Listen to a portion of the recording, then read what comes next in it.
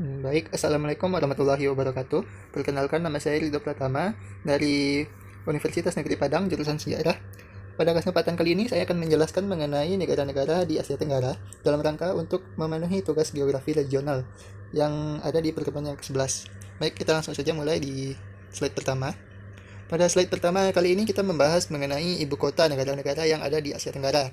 Pertama, kita berangkat dari Indonesia yang memiliki ibu kota di Jakarta. Lalu Malaysia yang memiliki ibu kota di Kuala Lumpur. Namun, pusat administrasi dari Malaysia dipindahkan ke Putrajaya. Lalu ada Singapura yang memiliki ibu kota di Singapura. Lalu Brunei Darussalam yang memiliki ibu kota di Bandar Seri Begawan. Lalu Timor Leste yang beribu kota di Dili. Filipina yang beribu kota di Manila yang terletak di Pulau Luzon. Lalu Vietnam yang memiliki ibu kota di Hanoi. Selanjutnya ada Kamboja yang memiliki ibu kota di Phnom Penh, Laos yang memiliki ibu kota di Vientiane. Selanjutnya Thailand, ibu kotanya di Bangkok. Lalu Burma atau Myanmar yang beribu kota saat ini di Naypyidaw. Sebelumnya, ibu kota Myanmar terletak di Yangon, namun dipindahkan ke Naypyidaw yang saat ini dikenal sepi untuk perannya sebagai ibu kota. Letak astronomis Indonesia dan Asia Tenggara. Indonesia berada di 6 derajat lintang utara sampai 11 derajat lintang selatan dan 95 derajat bujur timur sampai 141 derajat bujur timur. Sedangkan Asia Tenggara berada di 28 derajat lintang utara sampai 11 derajat lintang selatan dan 93 derajat bujur timur sampai 141 derajat bujur timur. Nah, gambarannya dapat kita lihat di peta ini ya. 141 derajat bujur timur berada di Papua, 93 derajat bujur timur yang berada di pulau-pulau yang ada di Asia Tenggara, pulau paling timurnya. Lalu ada 28 derajat lintang utara yang terletak di Myanmar, kawasan Myanmar atau Burma. Lalu 11 derajat lintang selatan yang terletak di bagian Indonesia. Kita lihat yang garis putus ini merupakan gambaran dari letak astronomis kawasan Asia Tenggara. Baik, kita lanjut. Selanjutnya kita akan mengenal pulau-pulau yang ada di Asia Tenggara. Terdapat beberapa negara kepulauan yang ada di Asia Tenggara seperti Filipina, Indonesia, Malaysia, dan Brunei yang berada dalam kawasan kepulauan. Sedangkan negara-negara seperti Vietnam, Kamboja, Laos, Thailand, dan Myanmar berada dalam wilayah semenanjung. Nah, kita berangkat dari Filipina dulu. Untuk kepulauan yang paling atas ada Pulau Luzon. Lalu ada pulau besar di Filipina lainnya yaitu Pulau Mindanao. Nah, Filipina memiliki banyak pulau sebenarnya. Namun pulau-pulau kecil seperti Pulau Samar, Pulau Leyte, dan pulau-pulau lainnya. Selanjutnya di Indonesia. Indonesia memiliki 5 pulau besar yaitu Pulau Sumatera, Jawa, Pulau Kalimantan, Sulawesi, dan Papua. Namun, beberapa pulau yang kecil memiliki peran penting pada masa lalu, seperti Pulau Maluku, yang sempat menjadi pusat perdagangan VOC ketika itu. Baik, kita lanjut. Nah, Asia Tenggara merupakan kawasan yang memiliki banyak sungai. Saking banyaknya sungai yang ada di Asia Tenggara, terdapat beberapa sungai yang terkenal, yaitu seperti Sungai Irrawaddy, yang berguna sebagai sarana perhubungan, sumber pengairan, dan tenaga listrik. Lalu ada Sungai Mekong yang merupakan sungai terpanjang di Asia Tenggara. Hulunya berasal dari dataran tinggi maksudnya, yang ada di Cina. Lalu terdapat beberapa sungai penting yang ada di Asia Tenggara, seperti yang telah disebutkan tadi, Sungai Irrawaddy dan Sungai Mekong. Adapun Sungai Sitang, Salween, Chao Phraya, Sungai Hitam, Merah, Perak, dan Pahang. Sementara itu di Indonesia sendiri memiliki sungai-sungai yang penting seperti Sungai Kapuas, Sungai Musi, Sungai Batanghari, Sungai Barito, Sungai Bengawan Solo, dan yang lainnya.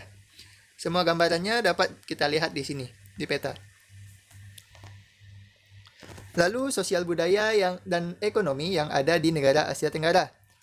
Negara-negara Asia Tenggara memiliki rumpun bahasa yang sama, yaitu Austronesia.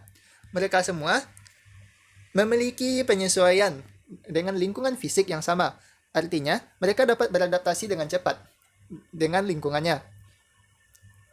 Lalu, masyarakat Asia Tenggara memiliki budaya yang cukup kental ya. Seperti adanya orkes gamelan yang ada di Indonesia, wayang yang ada di Indonesia dan Malaysia, lalu pertunjukan-pertunjukan lainnya seperti randai, opera, dan yang lainnya. Sedangkan dari segi etnisitas, negara-negara di Asia Tenggara memiliki etnis yang beragam. Hal tersebut wajar karena pada masa lalu, kebanyakan negara-negara yang ada di Asia Tenggara memiliki peran penting dalam perdagangan internasional karena letaknya yang strategis. Sebut saja Kepulauan Maluku, Batavia, dan Malaka. Sehingga banyak masyarakat atau warga dari negara lain yang berdagang di sini, Asia Tenggara maksudnya, lalu mendirikan kampung-kampung mereka sendiri yang menyebabkan munculnya budaya-budaya baru yang berasal dari negara-negara seperti Cina, Arab, India, bahkan Eropa. Keberagaman kultur tersebut akan memberikan dampak positif maupun negatif.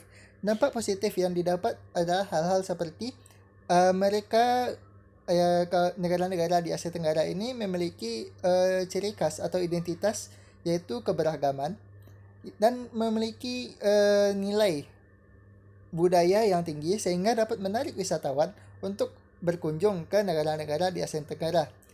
Itu salah satunya. Sedangkan dampak negatif yang disebabkan oleh keberagaman kultur yaitu rentannya perpecahan yang terjadi karena masing-masing etnis atau suku-suku saling memiliki rasa superior satu sama lain sehingga mereka seringkali menjatuhkan atau menganggap remeh yang etnis atau suku berbeda dengan mereka sehingga hal tersebut akan berdampak kepada kesatuan dan persatuan masyarakat Asia Tenggara. Dari aspek perekonomian, masyarakat Asia Tenggara bergerak di 3 bidang, yaitu bidang pertanian, perdagangan, dan industri. Hasil pertanian yang paling besar dihasilkan oleh masyarakat Asia Tenggara adalah beras. Hal tersebut dikarenakan beras atau padi merupakan salah satu makanan pokok yang paling besar yang dikonsumsi oleh masyarakat Asia Tenggara. Dari segi perdagangan, Asia Tenggara sejak dulunya memiliki peran vital dalam perdagangan internasional. Sebab letaknya strategis seperti yang sudah disebutkan tadi, ketika era kerajaan Sriwijaya dan Majapahit, Selat Malaka merupakan selat yang paling dicari oleh bangsa Eropa karena letaknya yang sangat strategis. Selain itu, Kepulauan Maluku yang sempat menjadi pusat perdagangan VOC dan Batavia sebagai pengganti Maluku. Karena ketika itu Maluku yang menghasilkan rempah-rempah sudah kehilangan pamornya karena rempah-rempah tersebut berhasil ditanam di Eropa dan dihasilkan di sana sehingga pihak Belanda memutuskan untuk pindah ke Batavia sebagai pusat pemerintahan mereka dalam aspek perdagangan. Lalu ada hasil industri. Kebanyakan masyarakat Asia Tenggara menghasilkan hasil industri seperti kerajinan, baik itu gerabah atau alat rumah tangga dan kain-kain seperti kain tenun dan batik. Nah, adapun hasil barang-barang elektronik atau otomotif seperti Malaysia yang menghasilkan mobil yaitu Proton dan Indonesia menghasilkan barang-barang elektronik seperti Polytron, lalu Advan, Evercross dan yang lainnya. Mungkin segitu pembahasan dari saya. Apabila ada kesalahan dan kekurangan, saya mohon maaf. Assalamualaikum warahmatullahi wabarakatuh.